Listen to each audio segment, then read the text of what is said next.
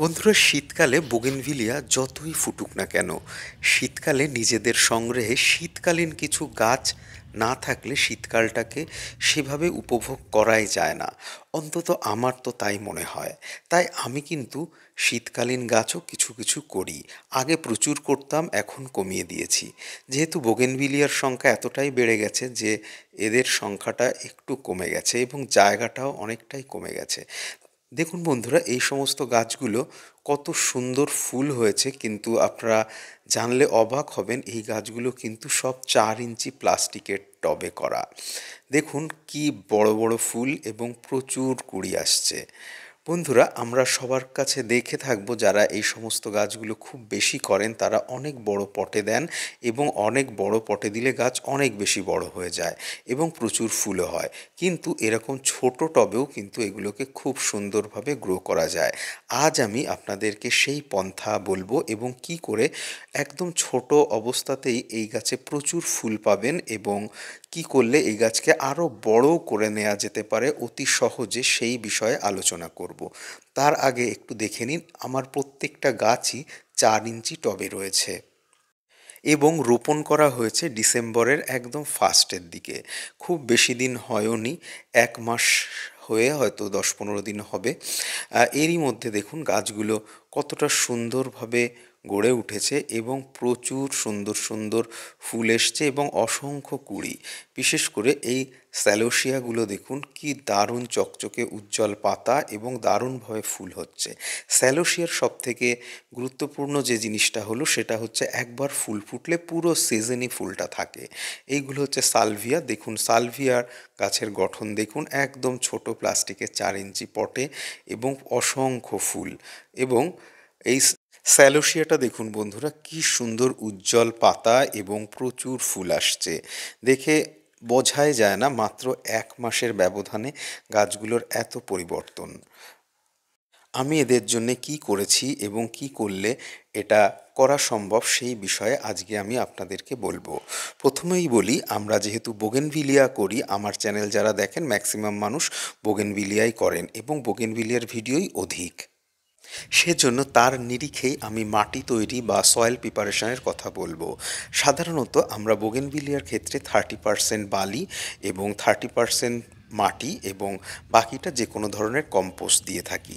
এক্ষেত্রে আমাদেরকে সামান্য পরিবর্তন করতে হবে। আমরা প্রত্যেকটা থেকে পার্সেন্টেজ এই 3 উপাদান থেকে 10% কমিয়ে দিয়ে আর 30% কোকোপিট দিয়ে দেব।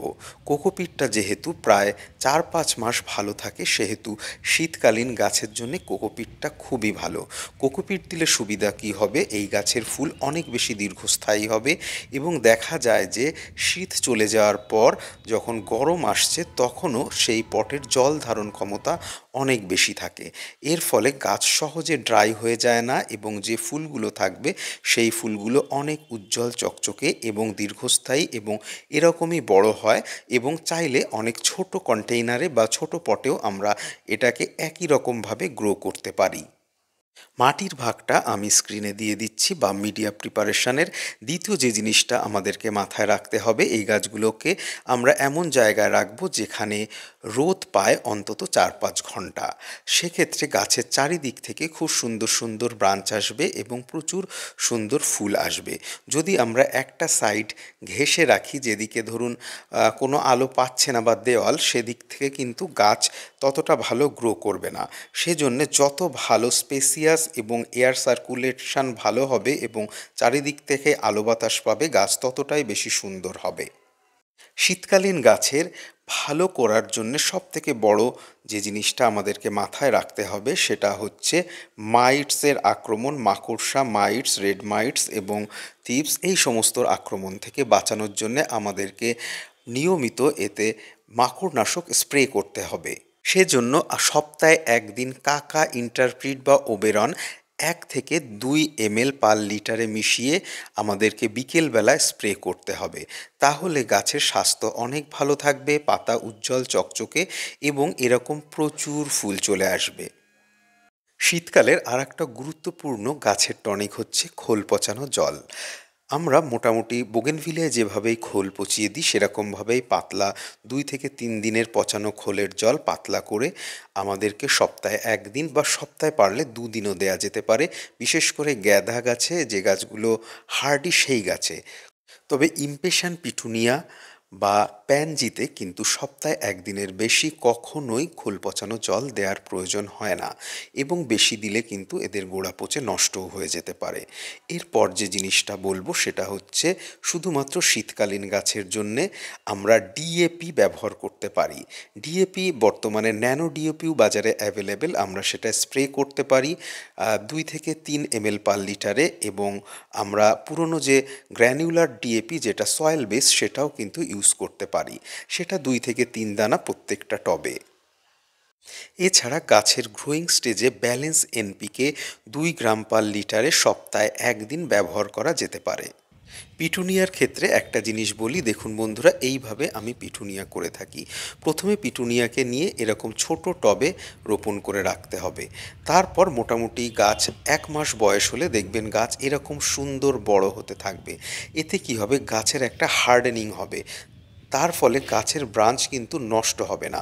অনেক ক্ষেত্রে একবারে বড় টবে দিয়ে দিলে গাছ বড় হওয়ার সঙ্গে সঙ্গে গাছের এই নতুন ব্রাঞ্চগুলোর তলা থেকে পচে যায় মাটির সাথে দীর্ঘদিন টাচ থাকার কারণে।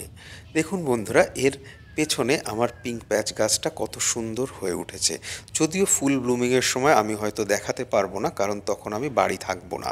যাই হোক, এই ভিডিওর মাঝখানে একবার দেখিয়ে নিলাম। শীতকালীন গাছ সুন্দর করার সবথেকে মুখ্য চাবিকাঠি মাইটস ইনফেস্টেশনের হাত থেকে রক্ষা করা, সেটা কিন্তু সবসময় আমাদেরকে মাথায় রাখতে হবে। ইমপেশন যখন এরকম স্টেজে আসবে তখন আমরা একে যে কোনো বড় টবে দিয়ে দিতে পারি, সেটা ১০ ইঞ্চি, ১২ ইঞ্চি বা তার থেকেও বড় টবে দেয়া যায়। একটা গাছকে আমরা অনেক বড় টবে দিতে পারি, আমরা ২-৩টে গাছ এক টবে না দিলেও কিন্তু এই গাছ পুরো টব সমানভাবে ছাপিয়ে যাবে। ইমপেশন পিটুনিয়ায় যখন ছোট ছোট কুঁড়ি উকি দেবে সামনের দিকে, তখন আমরা ব্যবহার করব সপ্তাহে ১ দিন ২ গ্রাম করে ০৫২ ৩৪। ০৫২ ৩৪ দিলে ফুলগুলো আরও সুগঠিত হবে এবং আরও বেশি কুঁড়ি আসতে থাকবে। এবং এরপর আমরা এটা ২ সপ্তাহ ব্যবহার করার পরে আমরা দেব ০০৫০। এতে ফুলের গঠন এবং ফুল আরও সুন্দরভাবে ফুটবে এবং ফুলের লংজিভিটি আরও বেড়ে যাবে। এবার আসি গোলাপের কথা নিয়ে। গোলাপ নিয়ে আমি এর আগে ৩টে ভিডিও করেছি, সেখানে গোলাপ নিয়ে প্রাইমারি আলোচনা বিস্তারিত হয়েছে। এখন আমার এই গাছগুলোতে প্রথম একবার ফুল কেটে দেয়া হয়েছে, মানে ফুল হয়ে যাওয়ার পরে আরেকবার যখন আমি পিঞ্চ করে দিয়েছি, তারপর আবার এটা সেকেন্ড ব্লুমিং হতে চলেছে। বন্ধুরা, গোলাপ গাছের ক্ষেত্রে একটা জিনিস এই সময় খেয়াল রাখতে হবে, রাতে প্রচুর ঠান্ডা পড়ে এবং প্রচুর কুয়াশা পড়ে, সেজন্য সকালবেলায় কিন্তু জল দিয়ে ধুইয়ে দিতে হবে। এর ফলে গোলাপ রাতের বেলার তাপমাত্রা থেকে বেরিয়ে দিনের বেলার সাধারণ তাপমাত্রায় চলে আসবে, এবং গাছের পাতায় যেহেতু কুয়াশা ধুয়ে দেওয়া হচ্ছে সেহেতু এরপর রোদ উঠলেও গাছের পাতা কিন্তু সুন্দর চকচকেই থাকবে। তা না হলে অনেক ক্ষেত্রে দেখা যায় এই সময় গাছের পাতা কিন্তু হালকা পুড়ে যাওয়ার একটা টেন্ডেন্সি থাকে। এরকম সুন্দর উজ্জ্বল পাতা পেতে অবশ্যই কিন্তু নিয়মিত মাকড়নাশক স্প্রে করা অত্যন্ত প্রয়োজন। একবার ফুল শেষ হয়ে যাওয়ার পরে আমরা আবার ব্যালেন্স এনপিকে স্প্রে করব ১-২ বার। সপ্তাহে ২ বার স্প্রে করা যেতে পারে ১ থেকে ২ গ্রাম, এবং তারপরে মোটামুটি ১-১.৫ সপ্তাহ হয়ে গেলে যখন নিউ গ্রোথ চলে আসবে তখন আমরা ২ গ্রাম ০৫২ ৩৪ স্প্রে করব। এতে ফুলের গঠন এবং নতুন করে আরও কুঁড়ি চলে আসবে। তা না হলে অনেক ক্ষেত্রে দেখা যায় গ্রোথের ওপরে কিন্তু কুঁড়ি থাকে না। গোলাপের এটা একটা সমস্যা, অনেক ক্ষেত্রে দেখা যায় সুন্দর গ্রোথ আসছে, বড় হচ্ছে ডালটা, কিন্তু তারপর কিন্তু তার আগায় কিন্তু কুঁড়ি আসছে না। সেক্ষেত্রে আমরা ০৫২ ৩৪ স্প্রে করলে খুব ভালো রেজাল্ট পাবো, এবং মাটিতে মাসে একবার ২-৩ দানা করে ক্যালসিয়াম নাইট্রেট অবশ্যই দিতে হবে।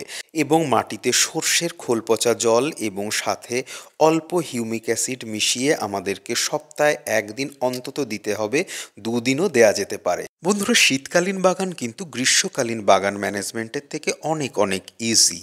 এই সমস্ত বিষয়গুলো মাথায় রাখতে পারলে বাগান হয়ে উঠবে ঝলমলে এবং আমাদের কাছে অত্যন্ত চিত্তাকর্ষক। আজকের ভিডিওটা আপনাদের কেমন লেগেছে অবশ্যই কমেন্ট করে জানানোর অনুরোধ রইল। সকলকে আরেকবার ধন্যবাদ জানাই। নমস্কার।